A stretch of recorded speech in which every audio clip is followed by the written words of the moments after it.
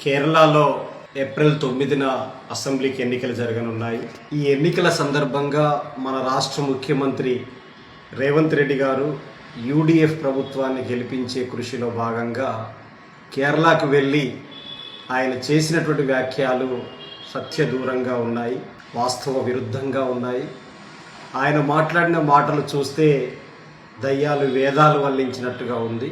ప్రధానంగా ఆయన పినరయి విజయన్ గారికి ఓటు వేస్తే నరేంద్ర మోడీకి వేసినట్లే అనేటువంటి మాట ఆయన చెప్పాడు. కేరళలో ఉన్నటువంటి సిపిఎం ప్రభుత్వం, వామపక్ష ప్రభుత్వం ఆర్ఎస్ఎస్ బీజేపీకి వ్యతిరేకంగా చాలా సుదీర్ఘకాలం నుంచి నిరంతరం పోరాడుతూ మత సామరస్యాన్ని నిలబెడుతున్నటువంటి ఒక ఆదర్శవంతమైనటువంటి ప్రభుత్వం వామపక్ష ప్రభుత్వం. కానీ రేవంత్ రెడ్డి గారి మాటల్ని చూస్తే ఈరోజు 1991లో బాబ్రీ మసీదు కూల్చినప్పుడు కాంగ్రెస్ పార్టీ అధికారంలో ఉంది. ఆనాటి నుంచి ఈ రోజు వరకు ఆర్ఎస్ఎస్ బీజేపీ ఎదుగుదలలో ప్రముఖ పాత్ర వహించింది కాంగ్రెస్ పార్టీ. అంతేకాదు, రేవంత్ రెడ్డి గారు కూడా నా బాల్యం, నా పుట్టుక ఆర్ఎస్ఎస్ ఏబీవీపీ అనేటువంటి మాట ఆయన చెప్పాడు. అంతేకాదు, కమ్యూనిస్ట్ పార్టీ కార్యకర్తలు కేరళలో ఆర్ఎస్ఎస్ గూండాల చేతుల్లో అనేక మంది హత్య గావించబడ్డారు. అంతేకాదు, రేవంత్ రెడ్డి యొక్క మాటల్ని చూస్తా ఉంటే అక్కడ 3 మతాలు, హిందూ, ముస్లిం, క్రిస్టియన్స్ ఉన్నప్పుడు ఆ 3 మతాలని ఏకదాటి మీదకి నిలబెట్టి ఒక ప్రజాస్వామ్య పద్ధతులలో విద్యారంగాన్ని, వైద్య రంగాన్ని పేదరికం లేని రాష్ట్రంగా తీర్చిదిద్దటంలో కానీ ఒక ఆదర్శవంతమైనటువంటి పరిపాలన అందించింది కేరళ. కార్మికులకి కనీస వేతనాలు అమలు చేయడంలో ముందు వరుసలో ఉన్నది కేరళ వామపక్ష ప్రభుత్వం. ఈ 4 లేబర్ కోడ్లు అమలు చేయబోం మేమని చెప్పేసి నిక్కచ్చిగా బీజేపీకి వ్యతిరేకంగా నిలబడ్డటువంటి ప్రభుత్వం వామపక్ష ప్రభుత్వం. బీజేపీ కేంద్ర ప్రభుత్వం నయా పైసా ఇవ్వకుండా నానా రకాల తిప్పలు పెట్టింది కేరళ వామపక్ష ప్రభుత్వం. అక్కడ బీజేపీ ఆర్ఎస్ఎస్ ఏజెంట్ అయినటువంటి గవర్నర్ను తీసుకొచ్చి అక్కడ పరిపాలన చేయకుండా నిరంతరం అడ్డుపడ్డది ఆర్ఎస్ఎస్ బీజేపీ. రేవంత్ రెడ్డికి తెలియజేయాల్సిన విషయం ఏమిటంటే, ఉత్తరప్రదేశ్లో చాలా సీట్లు గెలిచినటువంటి బీజేపీ అది 2 పార్లమెంటు సీట్లు ఉన్నటువంటి త్రిపురలో సిపిఎంను ఓడించదు.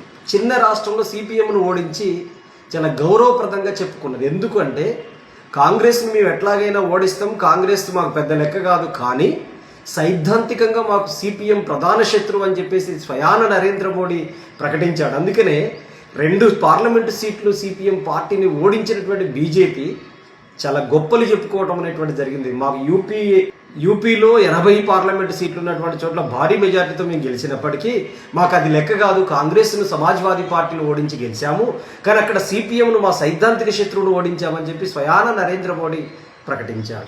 మరి ఇలాంటి సందర్భాల్లో కాంగ్రెస్ పార్టీ యొక్క వైఖరి అనేటువంటిది బీజేపీని పెంచుతున్నటువంటి వైఖరిగా ఉంది.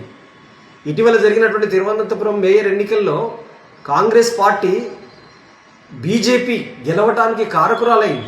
బీజేపీ గెలుపులో కాంగ్రెస్ ఓట్ బ్యాంక్ అంతా కనుమరుగయ్యి బీజేపీ పక్కకు చేరింది కాంగ్రెస్ ఓట్ బ్యాంక్. అందుకని సిపిఎంను ఓడించడానికి, వామపక్ష ప్రభుత్వాన్ని కూలదోయటానికి నానా గడ్డి ఖర్చేటువంటి కాంగ్రెస్ వాళ్ళు ఈరోజు అక్కడ పినరయి విజయన్ ప్రభుత్వం గురించి మాట్లాడుతున్నారు.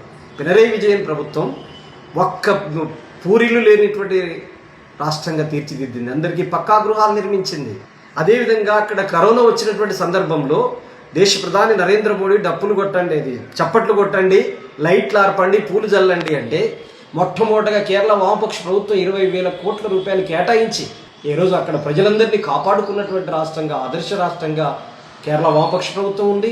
భారీ వరదలు వచ్చినటువంటి సందర్భంలో, ప్రకృతి వైపరీత్యాలు జరిగినటువంటి సందర్భంలో సిపిఎం కార్యకర్తలు, వామపక్ష పార్టీల కార్యకర్తలు పెద్ద సంఖ్యలో ప్రజలకు అందుబాటులో ఉండటం, 16 రకాల నిత్యావసర సరుకులు ఇంటింటికి పంపిణీ చేయటం లాంటి అనేక రకాల సేవా కార్యక్రమాలు చేసింది సిపిఎం వామపక్ష ప్రభుత్వం కాక మరేమిటి.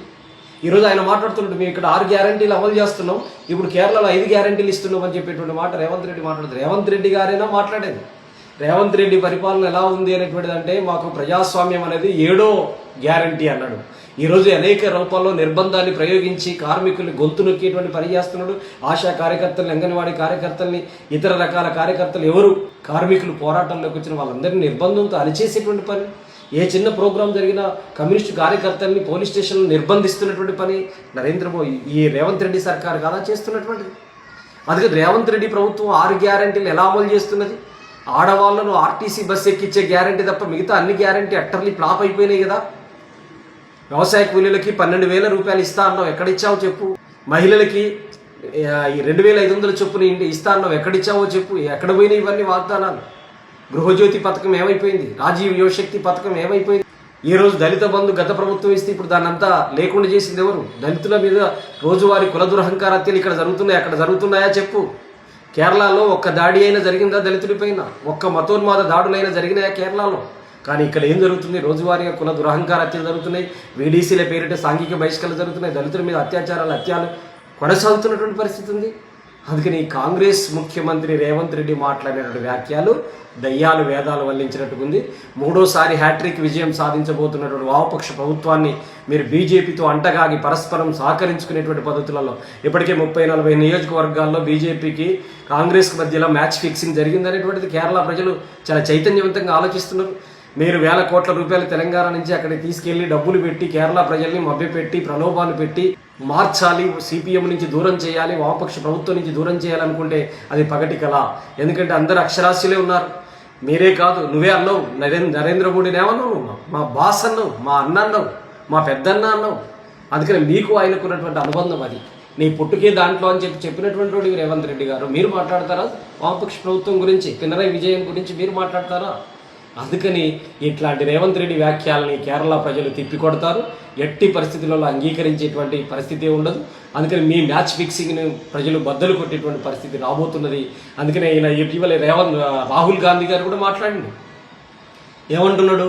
పినరయి విజయన్ మీద ఏ కేసు పెట్టలేదు అని చెప్పేటువంటి మాట చెప్పాడు. కమ్యూనిస్ట్ పార్టీ కార్యకర్తలు బీజేపీ పరిపాలన ఉన్నటువంటి అన్ని రాష్ట్రాల్లో అనేక రకాల నిర్బంధాలను ఎదుర్కొన్నారు. త్రిపురలో ఎదుర్కొన్నారు, పశ్చిమ బెంగాల్లో ఎదుర్కొన్నారు. అనేక రాష్ట్రాల్లో సిపిఎం కార్యకర్తల మీద దాడులు, దౌర్జన్యాలు బీజేపీ ప్రభుత్వంలో అనేక మంది బెంగాల్ నుంచి కార్యకర్తలు వలసలు వెళ్ళి 10ల సంఖ్యలో 10 ఏళ్లుగా ఈరోజు బయట ఉంటున్నటువంటి అనేక మంది అజ్ఞాత జీవితం గడుపుతున్నటువంటి కార్యకర్తలు ఉన్నారు. అందుకని బీజేపీ సైద్ధాంతికంగా మాకు ఆర్ఎస్ఎస్ సిద్ధాంతంలోనే చాలా స్పష్టంగా చెప్పింది, కమ్యూనిస్టులు మాకు దేశ ద్రోహులతో సమానం అని చెప్పింది. మేమంటున్నాం దేశ సమైక్యత సమగ్రతల కోసం, మత సామరస్యం కోసం మేము దేనికైనా సిద్ధం, దేశం కోసం నిలబడతామని చెప్పేటువంటి పద్ధతులలో వామపక్ష పార్టీ కార్యకర్తలు ఉన్నారు. అందుకనే సుదీర్ఘకాలం సైద్ధాంతిక వైరుధ్యం ఉన్నది బీజేపీకి కమ్యూనిస్టులకు మధ్య తప్ప కాంగ్రెస్కు బీజేపీ మధ్యలో ఏ రకమైనటువంటి వైరుధ్యం లేదు. వాళ్ళ మధ్యలో మ్యాచ్ ఫిక్సింగ్ ఉంటుంది, ఇద్దరికి పరస్పరం రాజీ పడే గుణం ఉంటుంది. అట్లా రాజీ పడ్డటువంటి సందర్భాలు ఉన్నాయి. తిరువనంతపురం మేయర్ ఆరోపణలోనే గెలిచారు, అక్కడ ఒక పార్లమెంటు సభ్యుడు గెలిచారు. ఈరోజు బీజేపీ ఓటు బ్యాంకు పెరిగేటువంటి అవకాశం ఉందని చెప్తున్నటువంటి మీ మాటల్లో అర్థం ఏమిటంటే బీజేపీకి పరోక్షంగా మీరు సహకరిస్తారు, సిపిఎంకి వ్యతిరేకంగా బీజేపీ మీకు ఓట్లు వేస్తుంది. ఆ రూపంలో మీరు పరస్పరం సహకరించుకోవచ్చు తప్ప సిపిఎం యొక్క కష్టజీవుల దుర్గం అది, దాన్ని ఎవరు కూడా అడ్డుకునేటువంటి శక్తి మీ ఇద్దరికి సైతం అక్కడ లేదు. మూడోసారి హ్యాట్రిక్ పద్ధతులలో విజయం సాధించబోతున్నటువంటి విజయన్ గారికి ముందస్తుగా నేను శుభాకాంక్షలు తెలియజేస్తున్నాము. అదేవిధంగా రేవంత్ రెడ్డి వ్యాఖ్యల్ని ఖచ్చితంగా కేరళ ప్రజలు తిప్పికొడతారని చెప్పేసి ఆశిస్తున్నాను.